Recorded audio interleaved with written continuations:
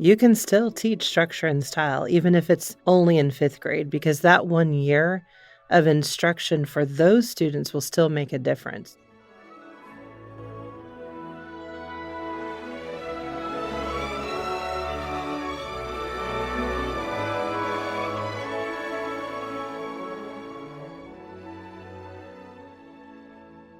Hello, and welcome to the Arts of Language podcast with Andrew Pudewa, founder of the Institute for Excellence in Writing, or as many like to say, IEW. My name is Julie Walker, and I'm honored to serve Andrew and IEW as the Chief Marketing Officer. Our goal is to equip teachers and teaching parents with methods and materials which will aid them in training their students to become confident and competent communicators and thinkers.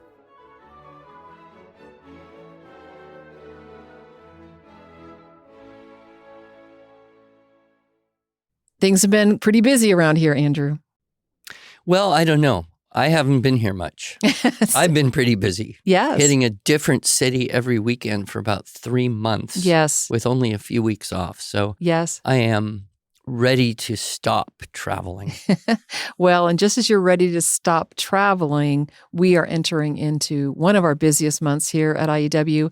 And one of the things that is so remarkable to me, it's one of our leading areas of growth, is our schools division. Yes, absolutely. It's very exciting. Yes. And it shouldn't be a surprise to me because that's where this whole structure and style approach happened, was in full-time schools. Yeah, that really has nothing to do with it. The reason is that schools are reaching a point where they must differentiate or cease to exist. Okay, that's true. They have to be good schools, striving to be better schools, or nobody will want their kids to be there. And this is happening in the public sector, the charter sector, the private sector, Catholic schools. It's just universal. Right. And I meet a lot of people who are in the world of schools realizing that you can't just hang out your shingle and be a school and expect people to be happy. If they're going to take the time and effort to get their kids there or to pay tuition or to be a part of the community, they want it to be a quality thing. Right. And of course, we are very happy, I think, to help schools up their game very significantly. Right. And it was 15 years ago when I first started working with you, shortly after I first started working, you said, Julie, we need a schools division because I have all these schools contacting me and I just need someone else so they can help them. And so a few years ago, 5 or so, we hired Sharyn Staggers, who's now our schools division director. So welcome to our podcast, Sharyn. Thank you. Happy to be here. And I might add, she's one of the most joke-literate people that I know. It's true. You go down the hall and you've got a joke. And yeah, I try a joke and she knows the answer. It's remarkable. Or at least she gets the answer very quickly, which of course is a sign of intelligence. I'm going to jump right in and give everyone your background, Sharyn, but that's not fair. I need to let you give your background and how you came to discover IEW in the school that you were teaching at. Okay. And how you learned so many jokes. The jokes I learned from my father. Ah. I grew up having to learn puns. So I feel like that was my training for understanding Andrew Pudewa's humor. I was a classroom teacher for 20 years. I taught math and science. Which uniquely qualifies you to teach English composition. I know, right? Completely prepared me. I did always struggle with giving my students writing assignments, knowing how to grade them. I could check them for content and all the information that I asked for. But then when I got to the grading of the actual paper, I wasn't the English teacher, so I didn't know how much do I count off for spelling or grammar or things like that. So I always felt like I was giving the students a better grade than what they actually deserved.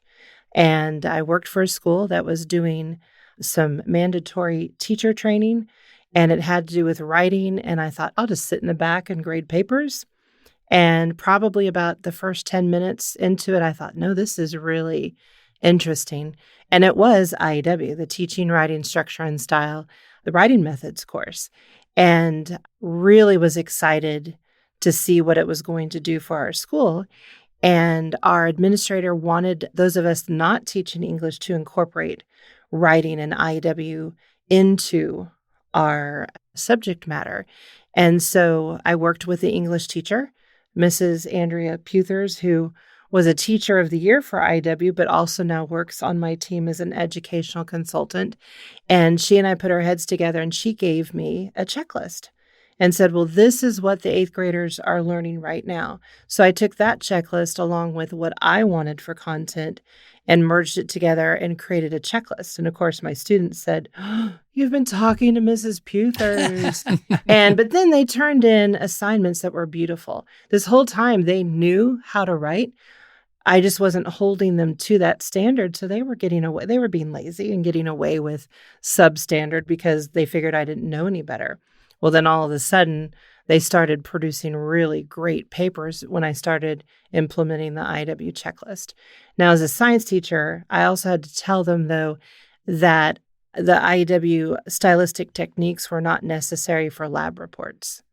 And so, I had students wanting to write about how they anxiously stirred the viscous liquid. And so I kind of had to back them off, but that was a fun experience. But that's how I got into IEW. That led me here. Was I teaching that one, or was it a video training? You were there, as was Julie and Janet Spittler were also there as well. Okay. And it was a great experience. And I bet at that time you never imagined your future. No, I never imagined that I would be here at this point in time, but it's an exciting job. I absolutely love it. Our division is extremely busy, and every day we seem to have new schools that are calling and wanting information and wanting to figure out how to implement IEW in their school. One little point I think is interesting is way back in the beginning when we were getting in the homeschool world, people who were excited and willing to represent us at conventions, I think at least half or more of them were people with a math science background. A number of them were nurses who said, I never could figure out the whole writing thing until I saw the system, the structure and style. And so it does appeal to kind of that orderly process, inputs, output, controllable world, rather than the super fuzzy world of express yourself and does it sound good? Right. With a math problem, if it's right or wrong. With a writing prompt, or, if you don't have a clear pathway, a clear checklist, you don't know if it's right or wrong. And so, Sharyn, for you to bring in that checklist to your science students, it probably gave your science students, all right, maybe they complained a little bit, but now they knew what you expected. Exactly. It certainly did make a difference. Well, what's the big news in Schools Division? Well, the big news in Schools Division is we are actually adding new educational consultants to our team this summer because we are growing so much. And I think one of the things that when schools contact us, one of the things they're most interested in is our teaching, writing, structure, and style, our teacher training, because many teachers never had a class that taught them how to teach writing. And so we did have a virtual workshop earlier this summer with around 150 participants. We had teachers participating in the Great TWSS Adventure as well. We also get them set up with an IEW account where they can have access to the on-demand streaming videos. And so we have all these different ways that we get them trained and help them implement the curriculum. So, Sharyn, just take us through the steps. So I'm a school teacher, or maybe I'll take a step further. I'm a school administrator, and I am interested in making our school great. And I know that the writing is needs some bolstering. What do I do? Take me through the steps. Absolutely. Well, the first place that we would start is every school is assigned an educational consultant. So whenever they have a question, they have a dedicated person that is working with their school that will learn all the ins and outs and understand that particular situation. So we get them assigned to an educational consultant, and then we talk about training and how would they like their teachers to be trained. And we do have several options for that. And then once we decide on the training, we talk about curriculum. And we do have choices as far as structure and style for the student, our video-based lessons. Some schools prefer our theme-based books. And so those are both an option. Sometimes schools will mix it up a little bit and have some of each depending on teacher preference even. And then once we have them set up with their training and they've purchased the curriculum, we are also available to answer questions. We do Zoom calls with teachers to help them understand how to move through the material. And we're just available for that support for our schools. Do you know if we have any schools that have a significant number of English as a second language or foreign language students who are using our approach in teaching writing to English second language people? We do. We have several schools that are within the Chicago Public School District, and quite a few of those elementary schools have students that have a different, language, and they find that our curriculum is very beneficial with their reading comprehension and learning vocabulary. So we have some real positive results working. And that's been a long relationship. I remember at least 10 years ago, maybe 12, filling out a 20-page application to become a vendor for Chicago Public Schools. Right, and we still fill thinking, those out. This is not going to be worth the effort. They're never going to do anything. And yet, year after year after year, they seem to like it, and it seems to be working well. It is.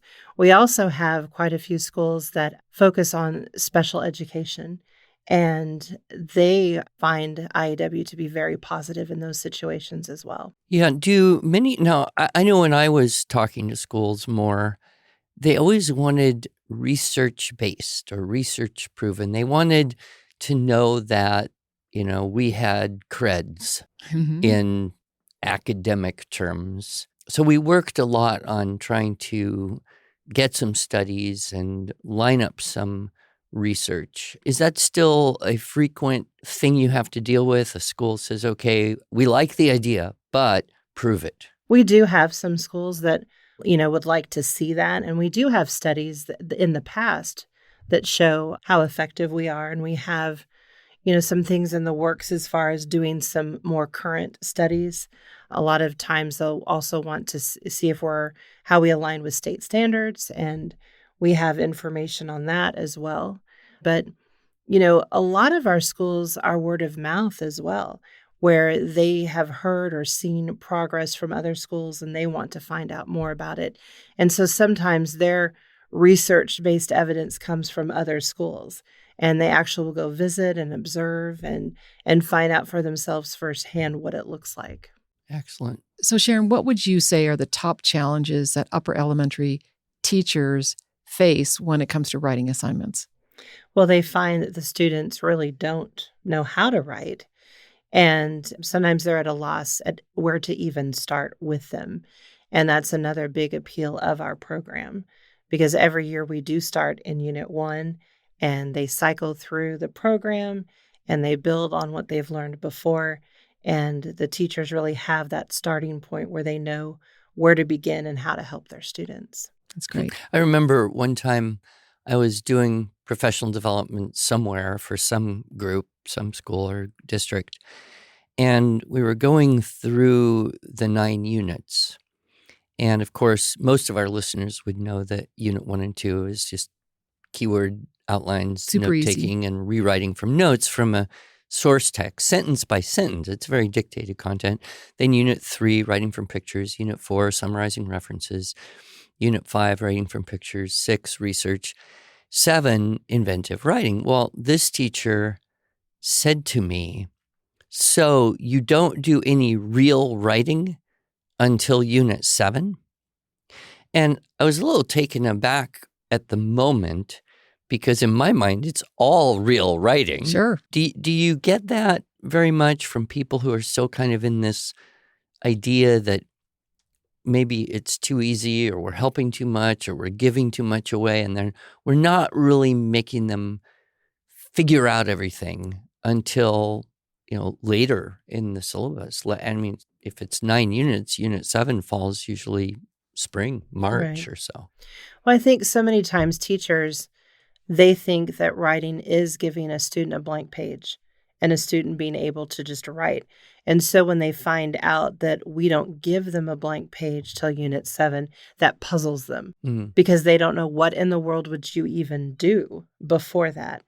And so some of it is just a little bit of education on showing them what we do in those prior units and how it finally leads up to Unit 7 and a blank page and how much more successful the students are when they get to that point. And it's probably also amplified by the fact that a lot of standards, district standards, state standards, use prompts to evaluate student writing skills. Right. At least they did that a lot more maybe 20 years ago than now. But that idea of, okay, if the kids have to respond to a prompt, they get no external information, no help. It's just their brain and whatever they carry around in it. So what we should do is in the beginning of the year, start throwing prompts at them every week. And then by the spring when we test, they'll be good at it. Only that doesn't work.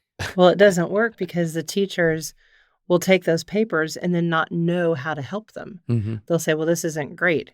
So what do? Give them another one? Yeah. It's hard to know what to tell them to do. So we take that guesswork out of the equation. So let's shift over and think about some schools you have worked with for, many years, five or more years.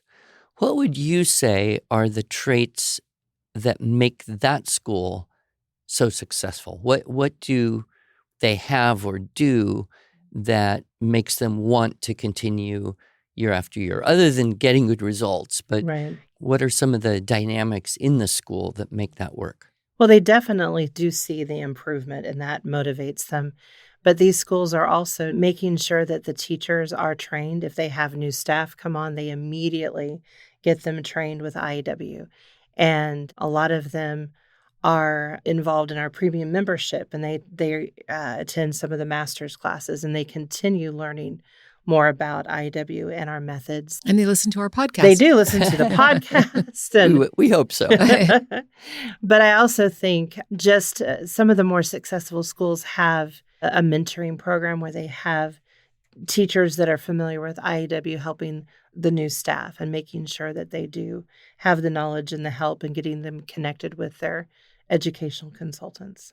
So I taught first and second grade many years ago. One thing that I think was really helpful in the school that I taught at is we were kind of all doing the same thing. The school had a curriculum that we were using across the board.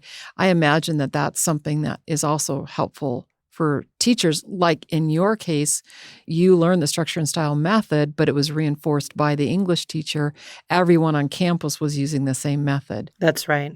So everyone and talking to each other, right? Which I think is kind of sad because in middle school you start to see the separation of subjects more. Like it's more common in upper elementary to have one teacher who pretty much teaches all the subjects with maybe the exception of math, PE, art. But that teacher can integrate writing into science or social studies or health or whatever. But middle school, you tend to have, English people, science people, social studies people, other people, and they don't necessarily talk to each other. So it's kind of the opposite of what we think would be good, which would be integration. So it's almost like disintegration.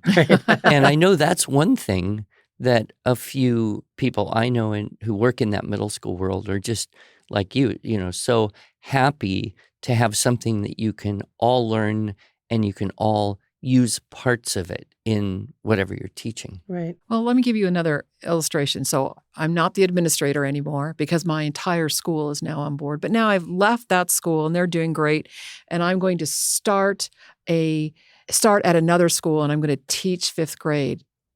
And no one in the school is interested in implementing the structure and style approach. What can little old me do in my situation? You can still teach structure and style, even if it's only in fifth grade, because that 1 year of instruction for those students will still make a difference. They're still going to learn tools that will be beneficial later on. So it's still worth it. And you got teacher training just for me? You don't have to do the whole school all at once? That's right. We've got it for individuals, groups, large schools, multiple schools. Mm-hmm. Any amount, we have a way to train you. I had this experience It was, I think, in a Washington State school district when I lived in Idaho, and I was working with this school with well, it was a general seminar actually. So I had mix of people, right? So private school teachers, some homeschoolers, some public school teachers, and this woman came back. She said, "Well, I did your seminar last time you were here, and I've been teaching it in 7th grade, and it's really working well." So I naturally thought, well, can we help you spread this through your school? And she said, "No, it's my secret weapon." Oh, wow. and part of me was, well, I guess that's cool because she's getting success and happy. But if it was so good, why wouldn't you want to share it? Right. I think that's kind of an anomaly. Mm-hmm. But often I think we do find a teacher who finds us somehow doesn't have administration buy-in or support, but goes ahead and learns our system, starts teaching it, and then other teachers start to notice, that 5th grade teacher who tries it out. Well, those kids are going to go to 6th grade, and they're going to kind of be like a lot better than the students that 6th grade teacher used to get in terms of knowing what to do when they face, the paper and the writing activity. And I have seen that happen quite often, where we have schools where the 4th grade teacher did IEW one year, and then I get a phone call, and the 5th grade teacher now wants to do it. And a few years down the line, the whole school. And it doesn't always happen, but we see it quite often where schools may not buy into the entire school using IEW, but they do it a grade at a time. Yeah. Another thing I've heard is teachers say, this just makes grading so much easier. Mm-hmm. I think, when you asked what are some of the hardest things, Right. I think, for your average teacher in an average situation is, how do you grade objectively without accidentally favoring natural talent or penalizing a lack thereof, or not grading, which might be a good option, but is generally not an option? Do you find our checklists really relieve a lot of grading stress for teachers? When teachers find out we have that tool and understand exactly what it is, they do get very excited because it does make grading quite a bit easier for them. So it's a big benefit to have those checklists available. So I know you've been growing because you're adding more staff to your team, right? What would you say to a school that wants to get started? I mean, we talked about the training and all that, but what's the first step? Should I come by and visit you here in the great state of Oklahoma? Oh, absolutely. We'd love that. Everyone should come by. Yeah. Everyone should come visit us. They can just pick up the phone and even just dial the 1-800 number. And 1-800-856-5815. And you don't even have to know an extension. The receptionist will ask a few questions, and then you will get put in touch, connected with your educational consultant, and then we'll just go from there. And I know that you have examination packets so that we do. Teachers can request an examination packet that has information in there, including our Magalog, our magazine and catalog, specifically for full-time schools. Right. What about a parent who has their child enrolled in a school and they would like to see IEW involved? Well, the parent can also call, and the receptionist will put them in touch with an educational consultant. But we will give the examination packet to the parent to take to the school, to their contact person. Mm-hmm. And if there is interest, then the school can get in touch with us. Yep. So super easy to do to get going with IEW. And I think, of course, I mentioned this earlier, I did teach school.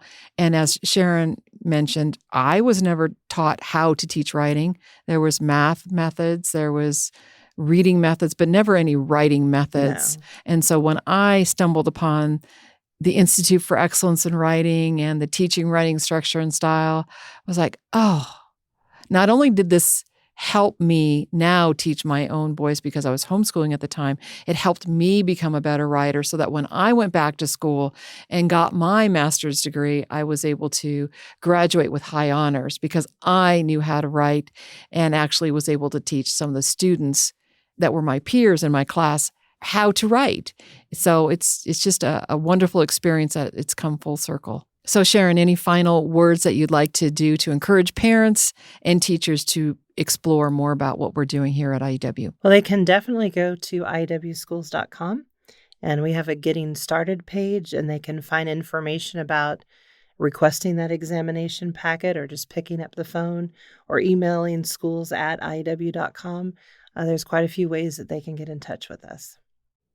And probably the worst thing would be to just not do that, because, the old definition of insanity, if you just keep doing what you've been doing and expect different results. Right. Whereas if you really want to, I'm going to quote a teacher that talked to me, and this was many years ago.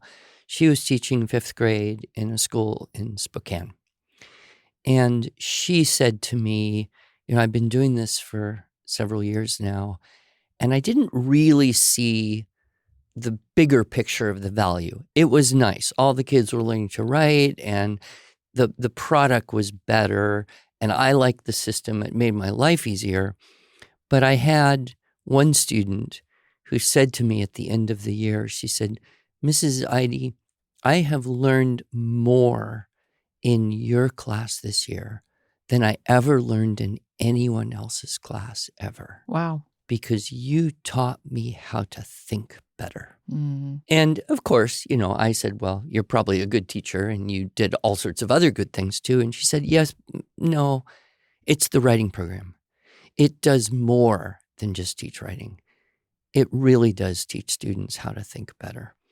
And I think that was a moment right around when I said to you, "Julie, we gotta do more to serve schools." Mm-hmm. And of course, now here we are with a room full of people working hard to help teachers and schools, help students, not just do better academically, but to really develop that cognitive system of dealing with information in the best possible ways. Yes. Teaching students how to write and how to think. Isn't that what we want? It is. Thank you, Sharyn. Thank you, Andrew.